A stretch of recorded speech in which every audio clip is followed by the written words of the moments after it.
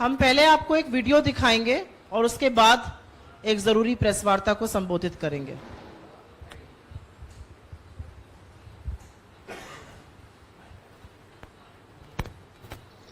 और विनेश, ये तो मेरे ही परिवार की है।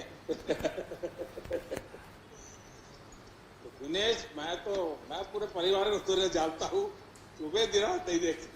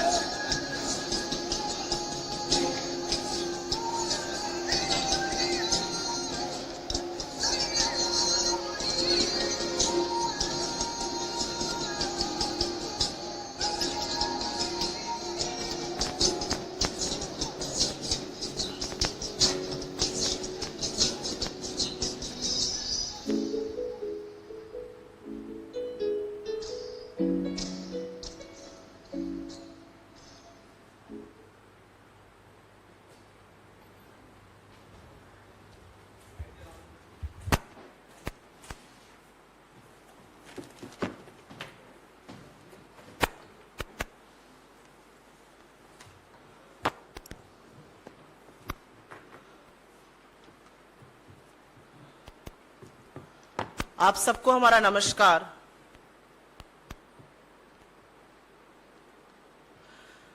मेरे साथ मेरी मित्र और कोलीग महिला कांग्रेस के अध्यक्ष सुश्री नीता डिसूजा जी हैं, संजीव सिंह जी हैं।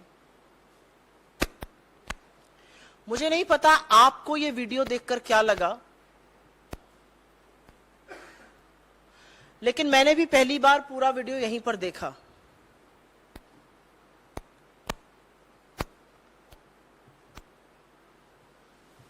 मैं अमूमन शायद इतना इमोशनल कम होती हूं।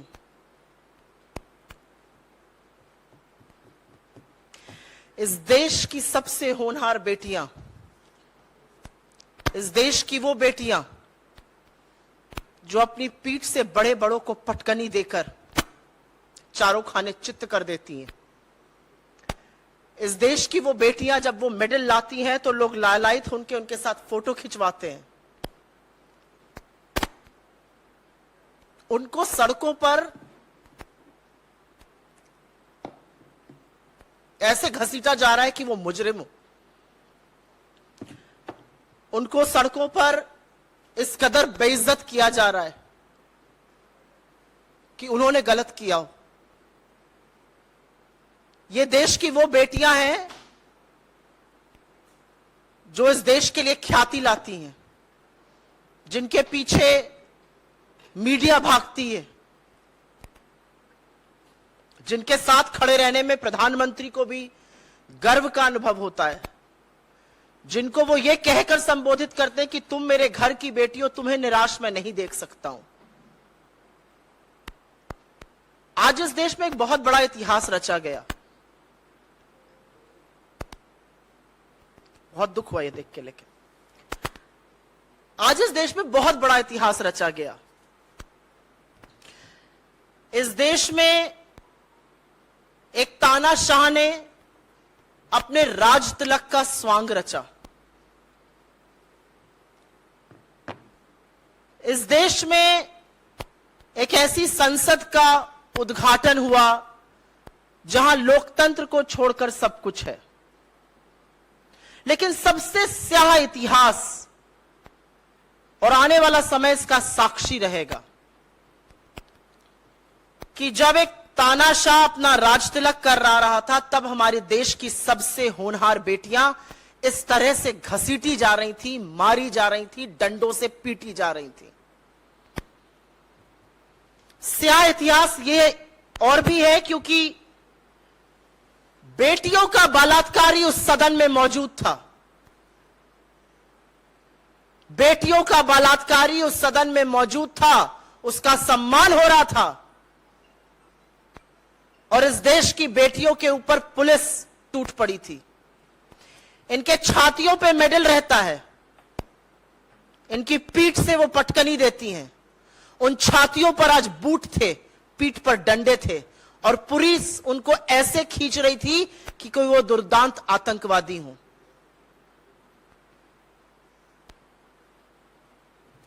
आज इस देश में वाकई में इतिहास रचा गया है। हाथापाई करी गई उनके साथ। और ये क्या कर रही थी लड़कियां? 1 महीने से ऊपर इस देश की सबसे होनहार, सबसे वीर बेटियां जंतर मंतर पर बैठकर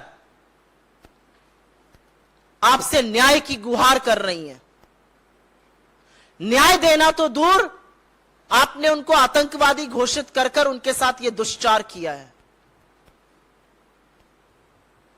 कुछ सालों पहले एक दिवंगत प्रधानमंत्री ने आज के प्रधानमंत्री से राजधर्म की बात करी थी। आज जब राजदंड के नाम पर एक सोने नामी की छड़ी लेकर प्रधानमंत्री चल रहे थे, उस समय देश की बेटियों के साथ यह हो रहा था। और मन में एक सवाल जरूर उठता है कि क्या तानाशाह इस कदर सत्ता के अहंकार में चूर्ण है कि उसको कोई फर्क नहीं पड़ता है?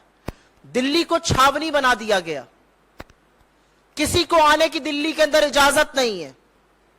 उन लड़कियों को सिर्फ घसीटकर मारा ही नहीं गया, डिटेन किया गया, उनका सामान फेंक दिया गया। मेरी कोलीग यहां पर हैं, वो आपको और विस्तार में बताएंगी कि जब महिला कांग्रेस के हमारे सहकर्मी वहां पर गए तो उन्होंने क्या विभत्स दृश्य देखा।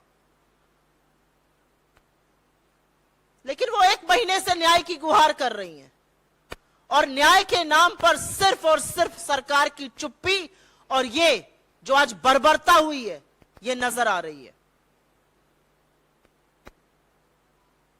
कुछ लोग पूछते थे, और आज ये सवाल अपने आप में ज्यादा बड़ा हो जाता है, कि भारत जोड़ो यात्रा का मतलब क्या है? क्यों कर रहे हैं आप लोग भारत जोड़ो यात्रा? देश टूटा ही कहां है? आपको ये टूटा देश नहीं दिखता है? आज जिस तरह से साक्षी मलिक को या विनेश फोगट को या बजरंग पुनिया को जिस तरह से खींच खींच कर लताड़ा जा रहा था, जब नए संसद का उद्घाटन हो रहा था तो हमारे देश की बेटियों का चीरहरण हो रहा था। इतिहास इस बात का साक्षी बना है आज। और अगर यह देखकर भी एक सभ्य समाज चुप रहेगा तो वह समाज सड़ चुका है, गल चुका है। उस समाज को अपने आप को सभ्य कहने का कोई अधिकार नहीं है। देश का प्रधानमंत्री सत्ता के नशे में ऐसा चूर्ण है कि उसको लग रहा है वो राजदंड का प्रतीक लेकर एक नई संसद का उद्घाटन कर रहा है। दीजिए राजदंड और निभाइए राजधर्म। राजधर्म आप तब निभाइएगा जब आज शाम तक बृजभूषण शरण सिंह को आप निकाल फेंकिएगा। आज भी वो आदमी कुश्ती संघ फेडरेशन का अध्यक्ष बना हुआ है, आपका सांसद है, संगीन आरोप है उस पर, पॉक्सो जैसे आरोपों से दबा हुआ है वो, और वो ललकार रहा है हमारी बेटियों को। ये वो बेटियां हैं जिनको आप अपने घर की बेटी कहते थे। क्या हो गया है मोदी जी आपको? और अगर किसी को भी लगता है कि एक इमारत बना जाने से आप इतिहास रच देंगे, तो मैंने पहले भी कहा है, सीमेंट, बालू और स्टील की इमारतें इतिहास नहीं रचती। इतिहास आपने रच दिया आज, और इतिहास बहुत स्याह रचा इन बेटियों को देखकर। किसके अंदर आप ये सोच सकते हैं आज कौन अपनी बेटी को भेजेगा कुश्ती लड़ने के लिए या कोई भी स्पोर्ट्स करने के लिए?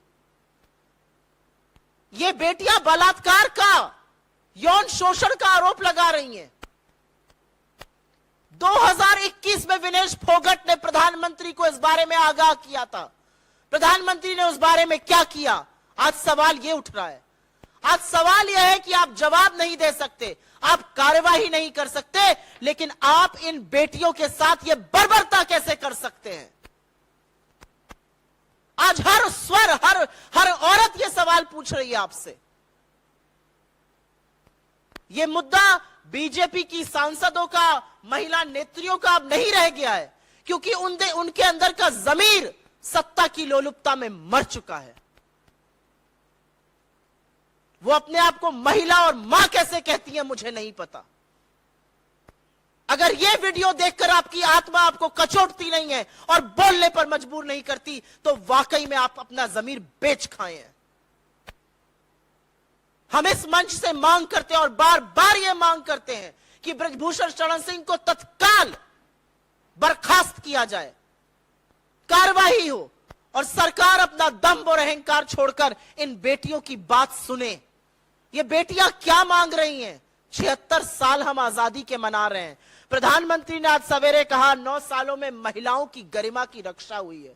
जी नहीं मोदी जी, आपने महिलाओं की गरिमा का चीरहरण किया है। आपकी पुलिस की बर्बरता, आपकी पुलिस की नाकामी, आपकी पुलिस की निरंकुशता आज सारे देश ने देखी है। ये बेटियां आपसे न्याय मांग रही हैं। राजदंड और राजधर्म के जो दुहाई देते हैं, वो पहले बेटियों को न्याय देने की बात करिए। मैं पहले नड्डा जी से कहूंगी वो अपना ओपनिंग वक्तव्य बोले और उसके बाद हम आपके इस पर सवाल लेंगे।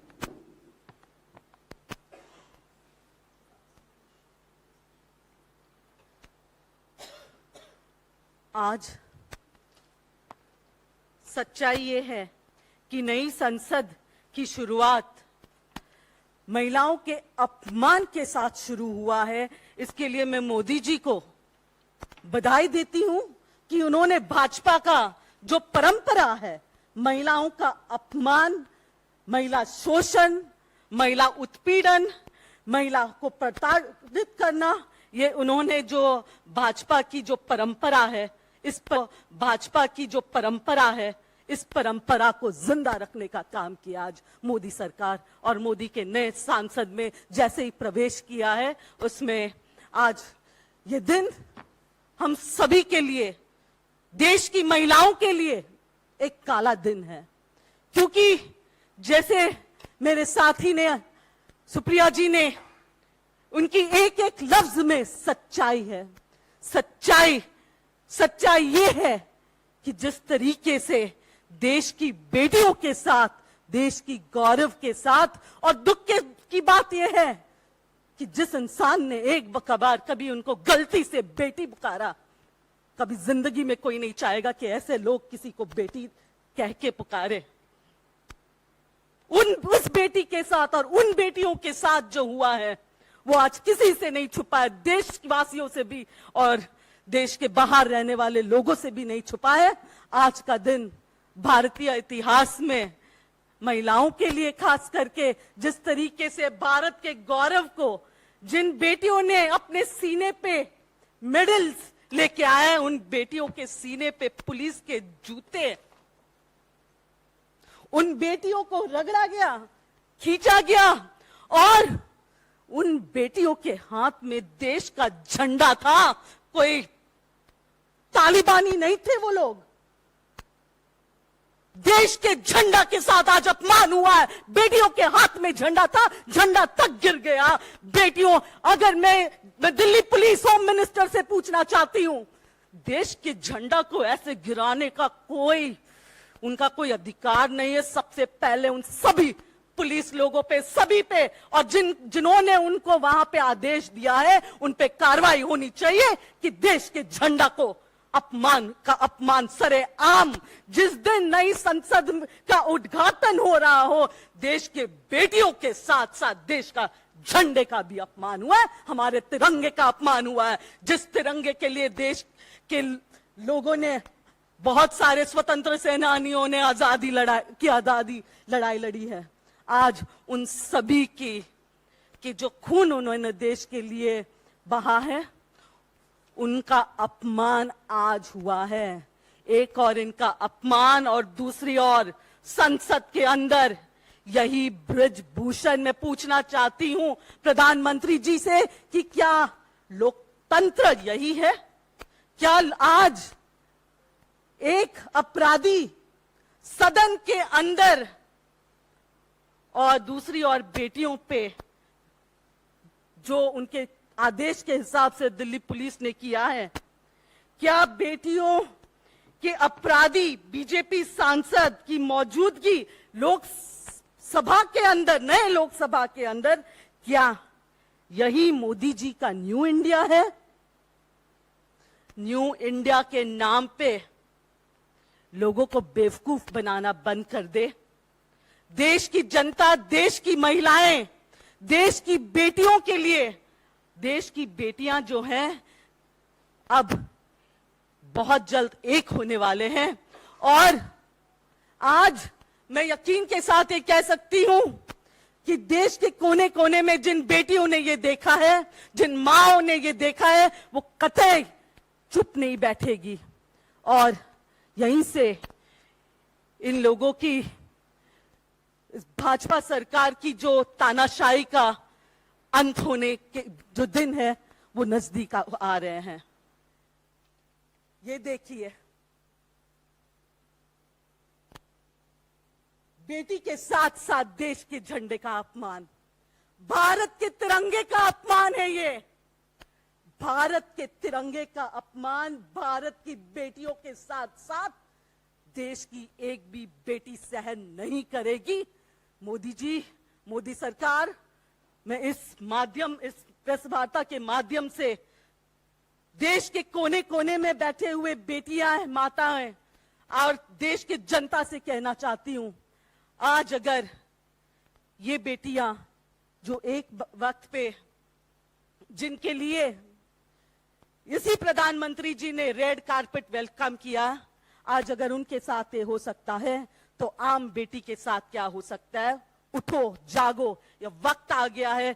भगवान न करे कल ये हम में से किसी की बेटी हो या हम में से कोई हो, अब वक्त है एक होने का।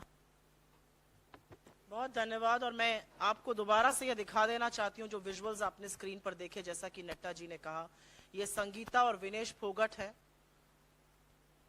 और ये एक दूसरे को बचा रही हैं। और तिरंगा जो लेके चल रही थी वो सड़क पर पुलिस की बर्बरता से फेंका गया। ये साक्षी मलिक है, जिसके नाम से बड़े बड़े रिंग के अंदर कांप जाते हैं।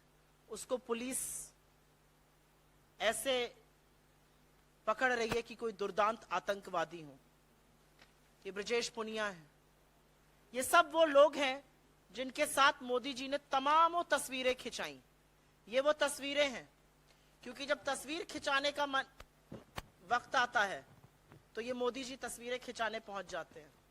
विनेश फोगट और साक्षी मलिक के साथ, अपने परिवार की बेटियों के साथ मोदी जी की ये कुछ तस्वीरें हैं। मुझे नहीं पता कि मोदी जी ने आज के विजुअल्स देखे हैं कि नहीं देखे हैं, लेकिन एक बात ये सच है कि आज जो हुआ है इस देश में, आज जो हुआ है इन बेटियों के साथ, वो वाकई में एक काला दिन है और इस बात का साक्षी है। आज इतिहास रचा गया है, सबसे स्याह इतिहास इन बेटियों के साथ। और इतिहास साक्षी रहेगा कि कैसे एक प्रधानमंत्री अपने आप को सम्राट समझकर, अपनी प्रजा को 5 किलो अनाज बांटकर सत्ता के अहंकार में इतना चूर्ण है कि जिस दिन नई संसद का उद्घाटन होता है, उस दिन वहां से 1 किलोमीटर की दूरी पर हमारी देश की बेटियों का चीरहरण होता है और सम्राट ने अपनी आंखों पर पट्टी बांधी हुई है।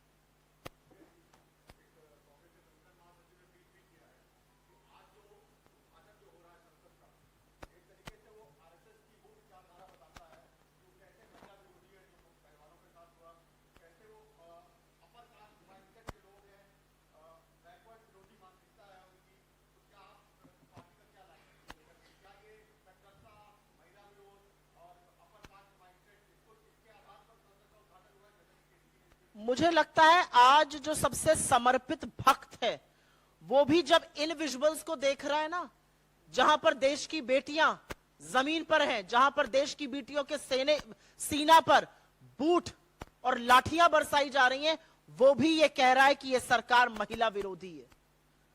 जो संगठन महासचिव कह रहे हैं वो पूरी तरह से सच कह रहे हैं। ये महिला विरोधी हैं, ये शोषित वंचित समाज के विरोधी हैं, ये दलित विरोधी हैं, ये अनुसूचित जनजाति के विरोधी हैं। अगर नहीं होते तो सवाल वही है, मूल सवाल क्या है आज? आप कितनी भी कंट्रोवर्सी बनाने की कोशिश करिए, आज मूल सवाल संसद के उद्घाटन का यह है कि संसद के उद्घाटन का हक इस देश की महामहिम राष्ट्रपति को था। वो राष्ट्रपति जो पहली नागरिक है इस देश की, जो सुप्रीम कमांडर ऑफ फोर्सेस हैं, जो संविधान की अभिभावक हैं, और यह गर्व की बात है कि वो अनुसूचित जनजाति से आती हैं, उनको इस हक से वंचित करने का काम जो प्रधानमंत्री कर रहे हैं, अगर ये उनका महिला विरोधी, अगर ये उनका अनुसूचित जनजाति का विरोध, राष्ट्रपति कोविंद को ना बुलाना शिलान्यास में दलित विरोधी होना नहीं है तो क्या है? लेकिन आज जो इस देश की बेटियों के साथ इन्होंने कर दिया, वो जो आरएसएस का मूल मंत्र है, जो आरएसएस का महिला विरोधी चेहरा है, जो उनका चाल चलन है, वो साफ तौर से दिखाता है। और इसको कोई भी व्यक्ति किसी भी तरह से जस्टिफाई नहीं कर सकता है। 1 महीने से ऊपर हो गया, शांतिपूर्ण तरीके से ये लड़कियां यहां पर बैठी थी, आज सिर्फ प्रदर्शन करना चाहती थी। क्या ये आतंकवादी है? क्या ये समाज के लिए खतरा है? क्योंकि यही लड़कियां जब सीने पर मेडल लेकर हमारा गर्व से सीना चौड़ा करती है तो लपके हुए प्रधानमंत्री जाके फोटो खिंचाते हैं। कैसे इसको जस्टिफाई किया जा सकता है? कौन इस पर चुप रह सकता है?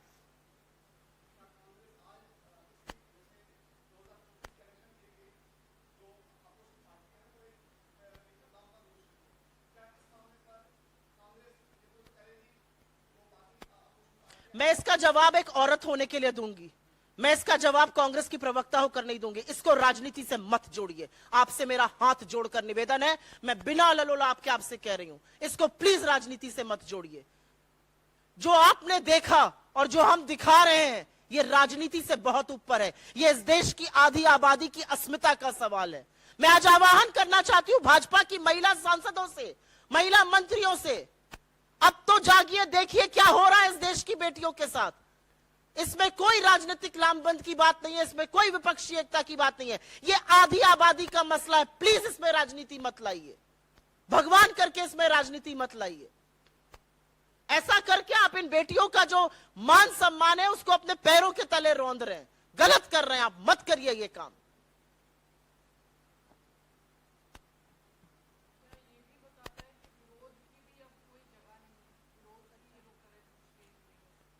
मैं भी नेताजी को भी इस पर बोलने के लिए रिक्वेस्ट करती हूं।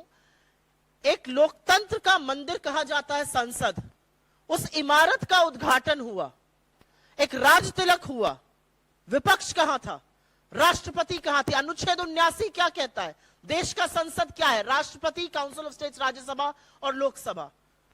अनुच्छेद 85 उनको ये सारे राइट्स देता है कि वो प्रोरोग करती हैं, वो देश की प्रथम नागरिक है, उनको उनके हक से वंचित रखा जा रहा है। और फिर जहां पर वो प्रोटेस्ट कर रही थी लड़कियां, और नेताजी इसके बारे में आपको ज्यादा बताएंगे, उनका सारा सामान फेंक दिया जाता है, उनको डिटेन कर लिया जाता है। आपके खिलाफ मैं कह तो रही हूं, प्रधानमंत्री को यह बदगुमानी हो गई है कि वो सम्राट हैं। वो सम्राट अपने आप को समझने लगे, तानाशाह अपने आप को सम्राट समझ के व्यवहार कर रहे हैं। फ्री का राशन प्रजा को बांट रहे हैं, महिलाओं के साथ ये दुष्चार करवा रहे हैं। जो गलत अगर उनके खिलाफ बोल दे तो उसको उनकी पुलिस रौंद देती है, फिर वो महिला हो, पुरुष हो, देश की होनहार बेटियां हो, हमारी खिलाड़ी हो, हमारी पहचान हो, उससे कोई मतलब नहीं है। तो बिल्कुल कहां है प्रोटेस्ट की जगह? क्या है उस लोकतंत्र के मंदिर की आत्मा जहां पर समूचा विपक्ष नहीं था? आप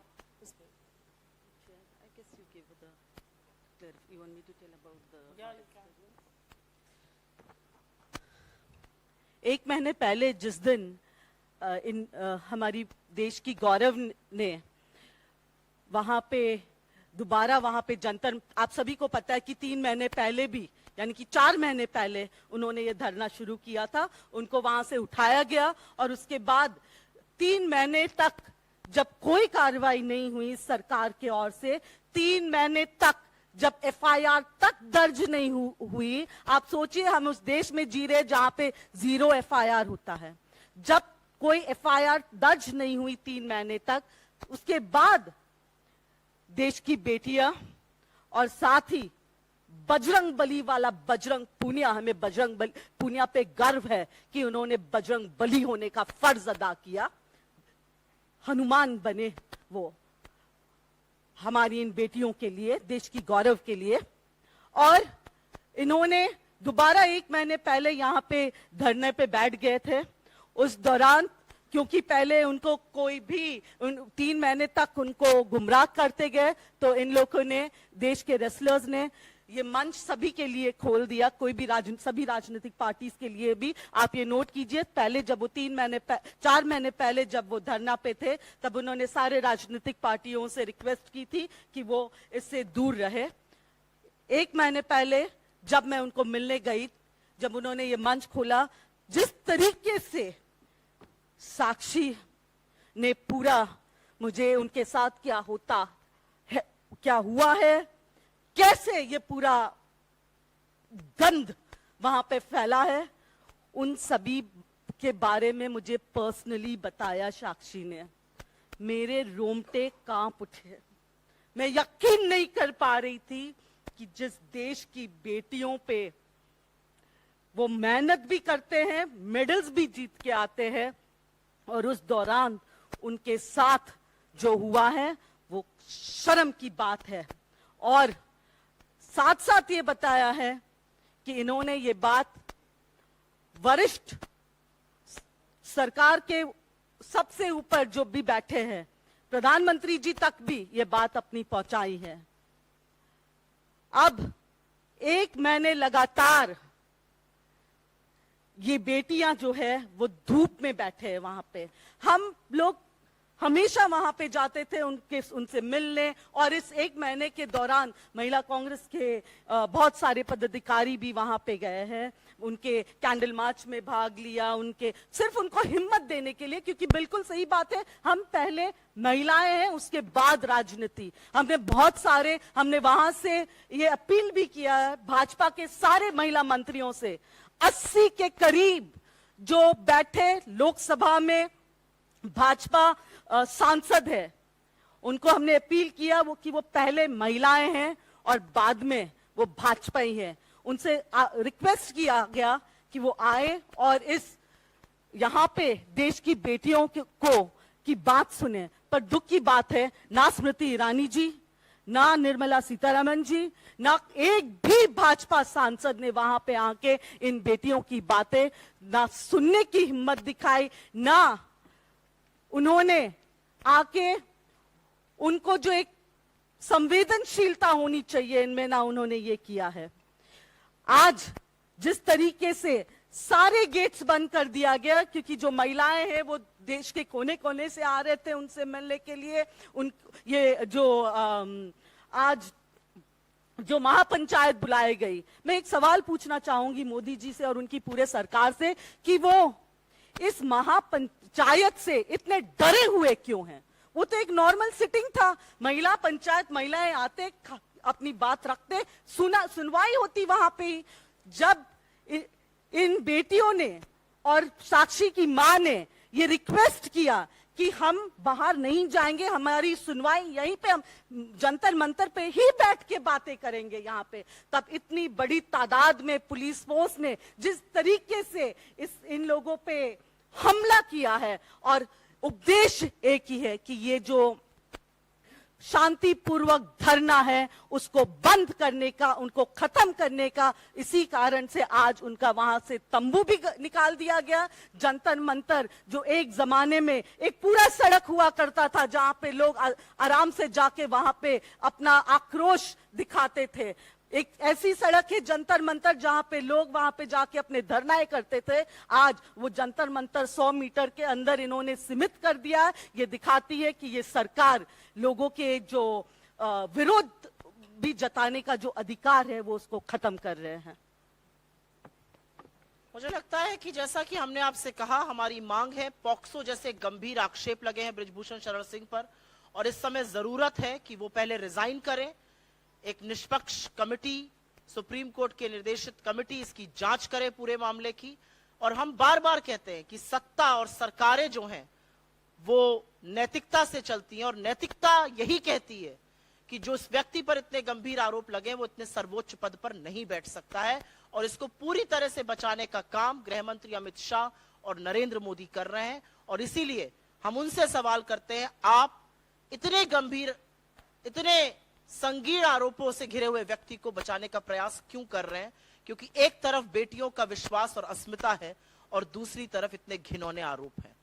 इतिहास साक्षी है कि आप किस तरफ खड़े हैं। धन्यवाद बहुत बहुत।